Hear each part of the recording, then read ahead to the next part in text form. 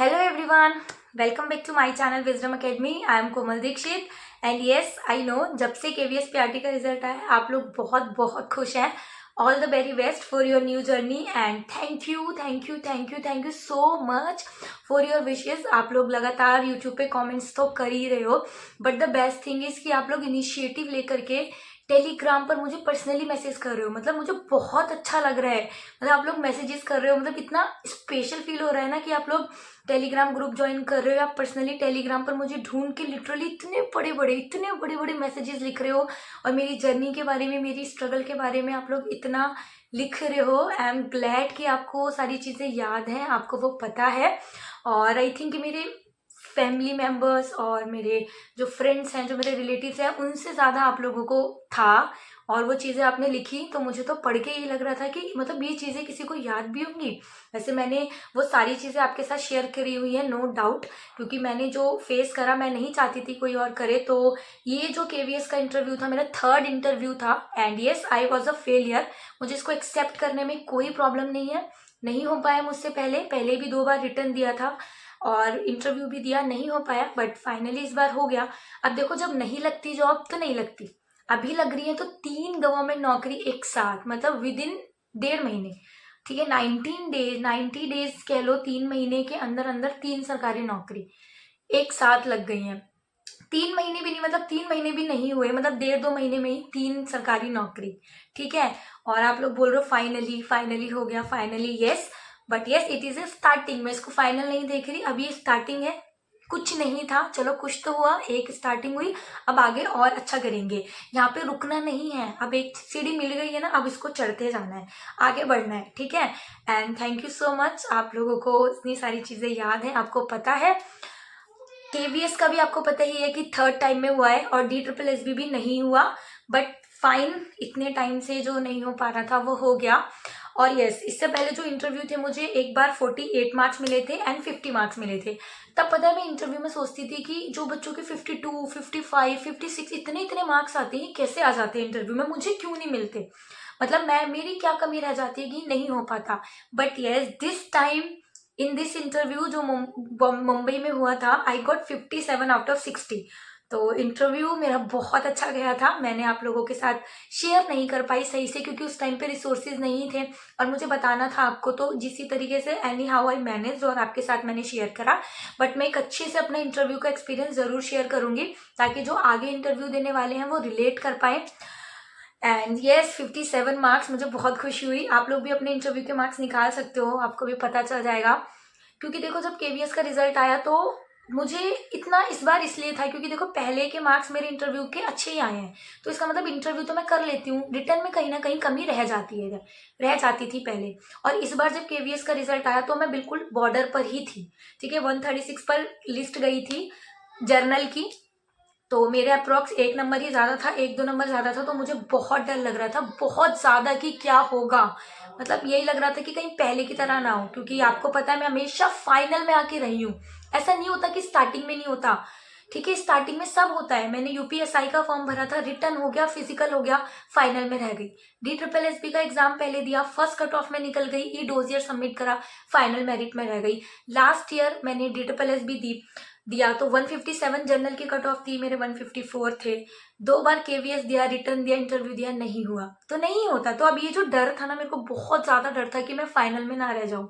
और पता है, बहुत आगे जा करके बहुत दुख होता है फिर से वापस आना. अभी जो बच्चे होंगे जिन्होंने फाइनल मेरिट देखी होगी, उनका फाइनल में नाम नहीं होगा ना, I feel you bro, I feel you. बहुत बुरा लगता है. अभी आप लोग जो कमेंट्स कर रहे हैं कुछ लोग कि आपका तो हो गया, अब आपको क्या है, अब आपको क्या मतलब, बट जिस सिचुएशन पे आप हो ना, मैं वहां से 2 बार नहीं, मैं बहुत ज्यादा बार वहां से जा चुकी हूँ. KVS में 2 बार जा चुकी हूँ, तो पता चलता है, बहुत बुरा लगता है. तो इस टाइम पे भी मुझे बहुत ज्यादा डर था कि पता नहीं कैसे होगा, क्या होगा. बट थोड़ा सा इस बार ये था कि इंटरव्यू की वेटेज पहले से ज्यादा थी. पहले 15% था, अब 30% था. तो मेरे को मेन फोकस जो था अपना इंटरव्यू पे ही रखना था कि एनी हाउ बस मेरा इंटरव्यू अच्छा जाए. एंड वो टच वुड भगवान की कृपा से बहुत अच्छा गया.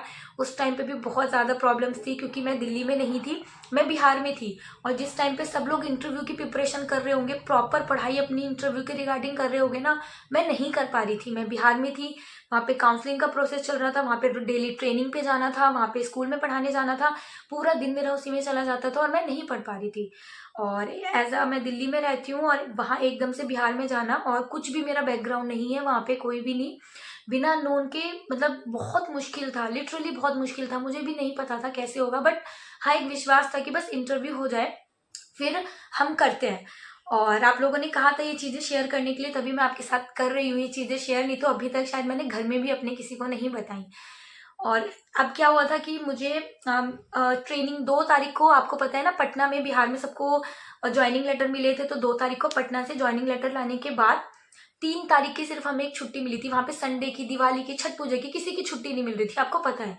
तो मेरे को बहुत ज़्यादा टेंशन था कि मैं इंटरव्यू कैसे दूंगी कैसे दूंगी। और एक टाइम पे ये हो चुका था कि केवीएस पता नहीं मेरा नहीं हो पाता है, इस बार भी नहीं हुआ तो जो हाथ में मेरे जॉब है बीपीएससी की वो भी चली जाएगी। तो मैंने एक टाइम पे सोचा कि मैं इंटरव्यू नहीं दूं, क्योंकि एक तो देखो पास्ट एक्सपीरियंस बहुत बुरा फाइनल में नहीं होने का, एंड सेकंड चीज़ की अभी जो चीज़ है, क्योंकि केवीएस उस टाइम पे फिक्स नहीं थी, अभी वो जो हाथ में है वो भी चली जाएगी, तो वो डर था। तो मैंने सोचा चलो मैं नहीं जाती हूँ। पर पता नहीं कैसे 3 तारीख की छुट्टी हो गई, मतलब वहाँ पे 3 तारीख के लिए कुछ भी नहीं था, और 4 को मेरा इंटरव्यू। मैंने कहा चलो ठीक है निकल सकते हैं फिर आज तो, और 4 को इंटरव्यू देके आते हैं। और 4 तारीख को एक पीडीएफ आनी थी, बट 4 तारीख को वो मेरे आने के, मतलब जब मैं वहाँ पे बिहार में वापस पहुँच गई तब वो आई। अब मुझे डर भी था बहुत ज़्यादा इंटरव्यू से रिलेटेड, कि मैं इंटरव्यू के लिए बिल्कुल प्रिपरेशन नहीं है मेरे पास, इंटरव्यू के लिए मैंने बिल्कुल तैयारी नहीं करी, मैं क्या करूँगी। बट ये पास्ट एक्सपीरियंस था, तो पता था कैसे चीज़ें करनी है क्या नहीं। और एक बहुत ज़्यादा प्रेशर था कि थर्ड टाइम इंटरव्यू देने वाले हो, और अगर आपका इस बार भी सिलेक्शन नहीं होता, मतलब कितनी ही बात है। बट कोई बात नहीं, अगर इस बार भी नहीं होता मैं चौथी बार भी ट्राई करती, नहीं होता 5वीं बार भी ट्राई करती, बट मैं ट्राई करना नहीं छोड़ती। 2 लेडीज हैं वो कनेक्ट कर पा रही होंगी इस चीज़ को, कि करते रहो, कभी ना कभी तो होगा। और आई वॉज नॉट एक्सपेक्टिंग कि मतलब 57 मार्क्स, इंटरव्यू मेरा अच्छा हुआ था। और मैं बिहार गई थी सिर्फ 2 दिन के लिए, लेकिन रुकना पड़ा मेरे को 1 महीना। तो जब मैं इंटरव्यू के लिए जा रही थी ना, मेरे पास कपड़े भी नहीं थे। तो आपको पता है इंटरव्यू में जो आपकी पर्सनैलिटी होती है उसके 15 मार्क्स होते हैं, तो उसकी ड्रेसअप कितना ज़्यादा मैटर करता है। साड़ी वगैरह तो मैं वहाँ अरेंज कर ही नहीं सकती थी, और जो मैं कपड़े भी पहन के गई थी ना, वो भी मैंने किसी से लिए थे कि मुझे आप 1 दिन के लिए दिखा दो या दे दो, जो भी है आपके पास प्रॉपर जो इंटरव्यू की ड्रेस लगे वो। तो एंड इस तरीके से मैंने इंटरव्यू दिए थे, और ये सारी चीज़ें यहाँ पे बताने में मुझे नहीं है प्रॉब्लम, ठीक है। तो किसी तरीके से मैं इंटरव्यू देने गई, एंड थैंक गॉड कि मैं देने गई। उसका रिजल्ट आप लोगों के सामने आज है। मेरे को बहुत अच्छे मार्क्स मिले इंटरव्यू में, और रिटर्न में बहुत नंबर कम होने के बाद भी मैंने अच्छी खासी रैंक है मेरी। अगर आप देखोगे इतने सारे बच्चों का सिलेक्शन हुआ है, तो उसमें मेरी 600 अगर मैं स्टार्टिंग के बच्चों में आ रही हूँ, तो मैं खुश हूँ इस चीज़ से, ठीक है।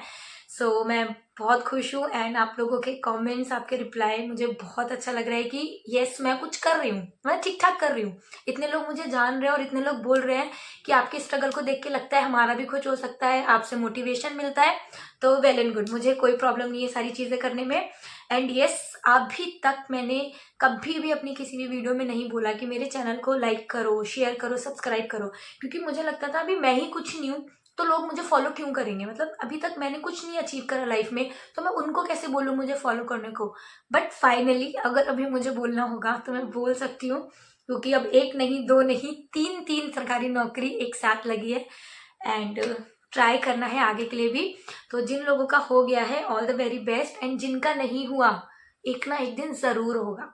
बस आपको रुकना नहीं है, आगे बढ़ते जाना है, मेहनत करनी है, ज़रूर होगा। भगवान को भी ना आपकी सुननी पड़ेगी।